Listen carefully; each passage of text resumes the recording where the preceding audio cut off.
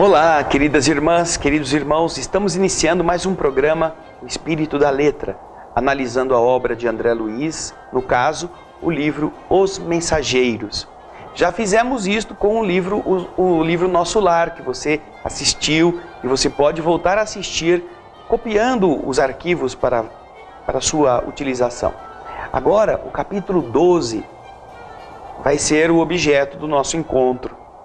Vimos na semana passada que o nosso querido irmão Belarmino havia se equivocado na questão da doutrinação. E enquanto estavam conversando junto ali ao grupo, alguém toma a palavra e começa a falar também. Tratava-se do Monteiro, que é exatamente aquele que vai ser o que vai compartilhar conosco as experiências malogradas que ele teve na terra. O texto é muito claro, a palavra de Monteiro é o capítulo 12. E André Luiz então nos diz que estavam ali reunidos quando ele escuta: os ensinamentos aqui são variados. Fora o amigo de Belarmino quem tomara a palavra. Mostrando uma agradável maneira de dizer, ele continuou falando. Há 3 anos sucessivos venho diariamente ao centro de mensageiros e as lições são sempre novas. Tenho a impressão de que as bênçãos do Espiritismo chegaram muito cedo ao caminho dos homens. Se minha confiança no Pai fosse menos segura, admitiria essa conclusão, disse o Monteiro. Belarmino, que observava atento os gestos do amigo, interveio explicando. O nosso Monteiro tem grande experiência do assunto. Disse Monteiro, experiência não me falta. Também andei às tontas nas semeaduras terrestres. Como sabem, é muito difícil escapar à influência do meio quando estamos em luta na terra, na carne física. São tantas e tamanhas as exigências dos sentidos em relação com o mundo exterior que não escapei igualmente a doloroso desastre. Desastre? Como? Como assim? Outro desastre? Queria o André Luiz saber que desastre era esse. Então, indaguei interessado em solidificar meus conhecimentos e o Monteiro respondeu. Sabe o que é? A multiplicidade dos fenômenos, as singularidades mediúnicas reservam surpresas enormes a qualquer doutrinador que possua mais raciocínios na cabeça do que sentimentos no coração. Em todos os tempos, o vício intelectual pode desviar qualquer trabalhador mais entusiasta que sincero, e foi o que me aconteceu. Depois de ligeira pausa, ele continuou dizendo: não preciso esclarecer que também parti daqui de nosso lar em outro tempo, na missão de entendimento espiritual. Não ia para estimular fenômenos, mas para colaborar na iluminação de companheiros encarnados e desencarnados. Vejam só que é mais um doutrinador, não é? Mais alguém que vinha à Terra com tarefas para orientar, para aconselhar, para escutar encarnados e espíritos. Vejam lá como isso é interessante. O serviço era imenso. Nosso amigo Belarmino Ferreira pôde dar testemunho, porque partimos quase juntos. Recebi todo o auxílio para iniciar minha grande tarefa. E foi inigualável a minha alegria, aquela que me dominava o espírito, quando começaram os primeiros serviços. Minha mãe, que se convertera em minha devotada orientadora, não cabia em si de feliz, de contente. Enorme entusiasmo havia se instalado no meu espírito. Sob meu controle direto estavam alguns médiuns de efeitos físicos, além de outros consagrados à psicografia e à incorporação. E tamanho era o fascínio que este intercâmbio com o invisível exercia sobre mim, que me distraí completamente quanto à essência moral da doutrina. Olha lá, Lá está ele distraído.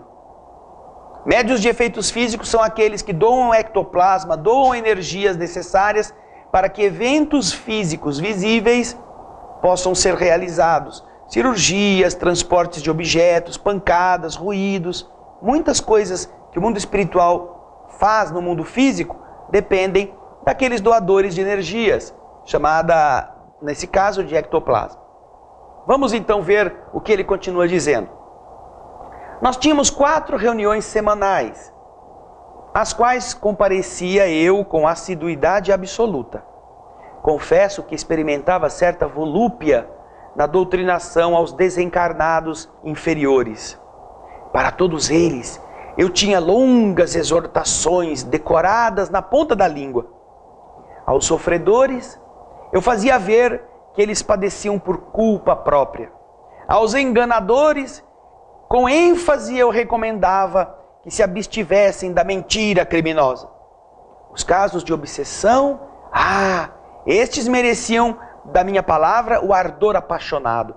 Eu gostava de enfrentar obsessores cruéis para reduzi-los a zero no campo da argumentação pesada. Outra característica que me marcava a ação firme era a dominação que eu pretendia exercer sobre alguns pobres sacerdotes católicos romanos que haviam desencarnado, em situação de ignorância das verdades divinas. Chegava ao cúmulo de estudar com paciência longos trechos das Escrituras, não para pensar sobre eles com entendimento, mas para depois mastigá-los a meu bel prazer e cuspi-los depois nos espíritos perturbados, em plena sessão, com a ideia criminosa da falsa superioridade espiritual. O apego às manifestações exteriores desorientou-me por completo. Acendia luzes para os outros, preferindo, porém, os caminhos escuros e esquecendo a mim mesmo. Tá vendo? Outro que queria falar, que queria educar os outros, que queria ensinar lições morais, mas que fazia isso por orgulho, por vaidade, no esclarecimento. Alguém que não tinha se esclarecido. No próximo bloco, nós vamos continuar aprendendo com Monteiro, capítulo 12 do livro Os Mensageiros. Fique conosco.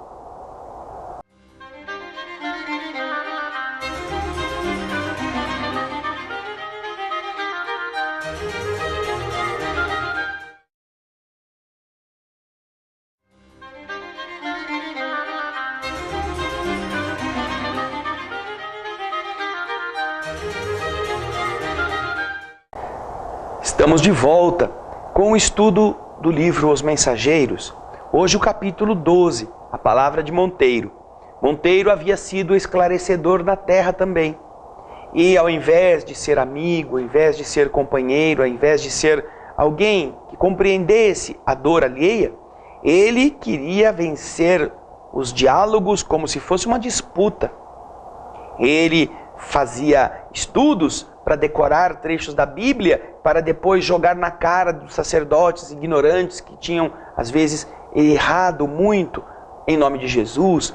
Ele fazia os sofredores se sentirem piores, porque dizia que a culpa tinha sido deles. Os embusteiros eram humilhados. Ora, olha só que caridade. Caridade. Né? É esta caridade que a gente aprende no Evangelho? Não. É a caridade da compreensão, do reerguimento, da fraternidade, do entendimento, do perdão, da generosidade. Mas o Monteiro não queria saber de nada disso. Ele queria dar asas à sua vaidade, ao seu orgulho intelectual. Não aprofundou-se em si mesmo.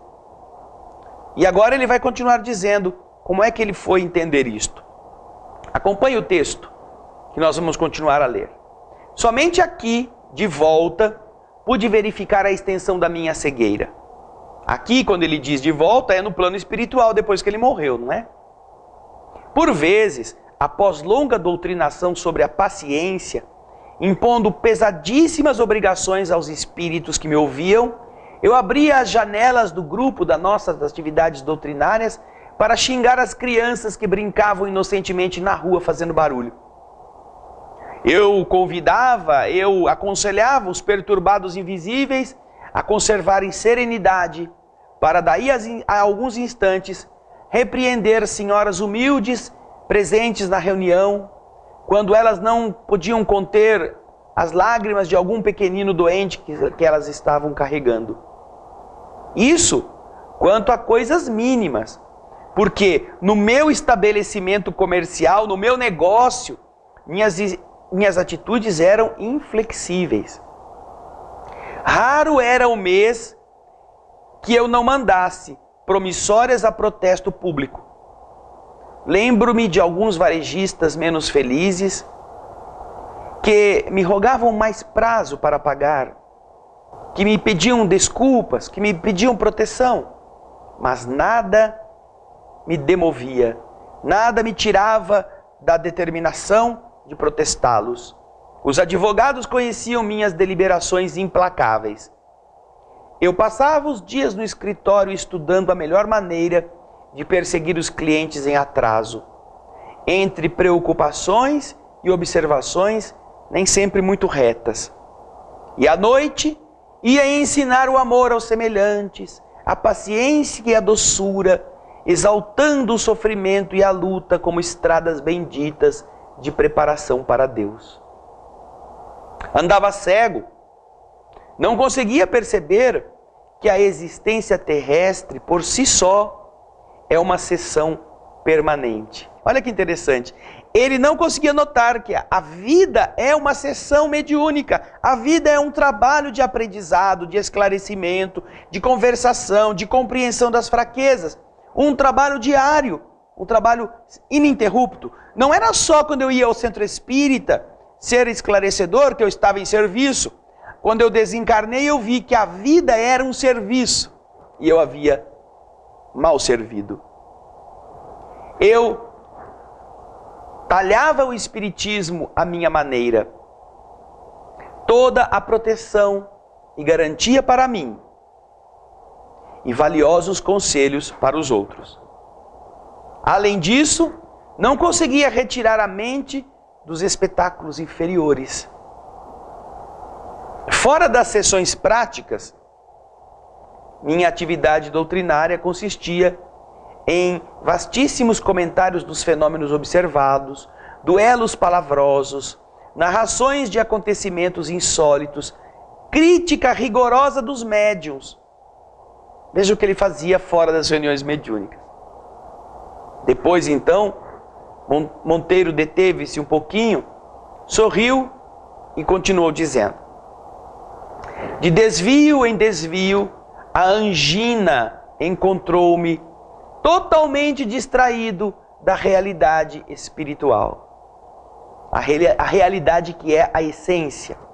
Passei para o lado de cá como um demente necessitado de hospício. Muito tarde eu reconheci que eu havia abusado das sublimes faculdades da palavra, do verbo.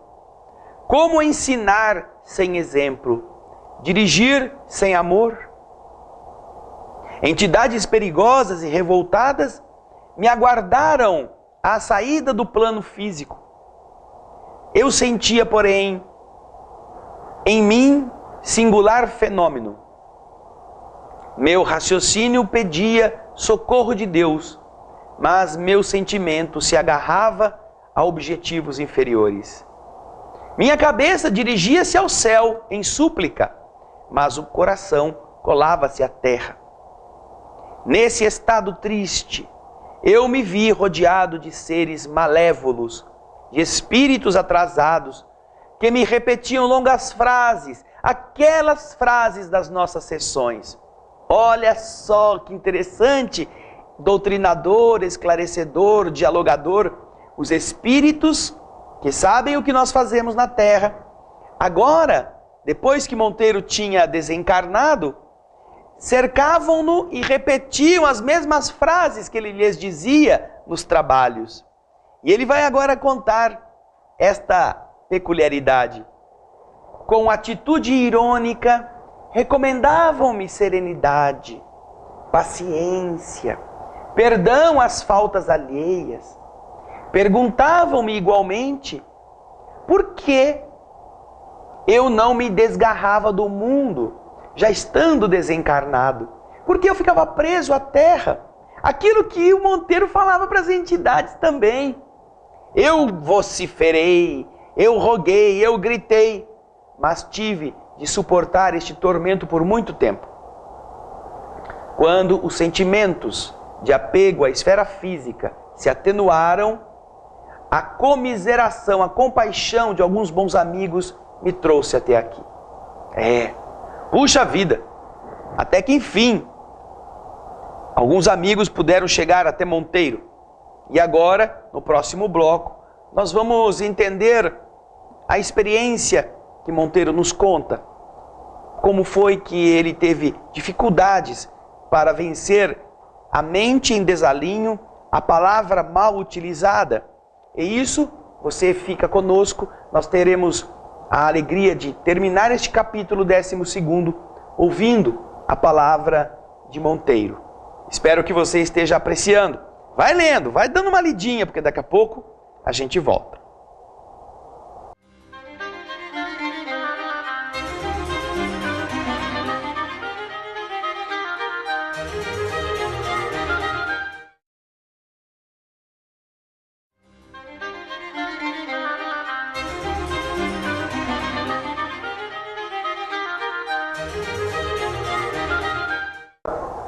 Estamos de volta, queridas irmãs, queridos irmãos. Olha aqui, ó, estudando o livro Os Mensageiros. André Luiz, Chico Xavier, capítulo 12. Quanta riqueza, não é? Para médios, para esclarecedores, para todos nós, aprendizes da doutrina espírita. Quantas coisas boas nós podemos encontrar nesta obra.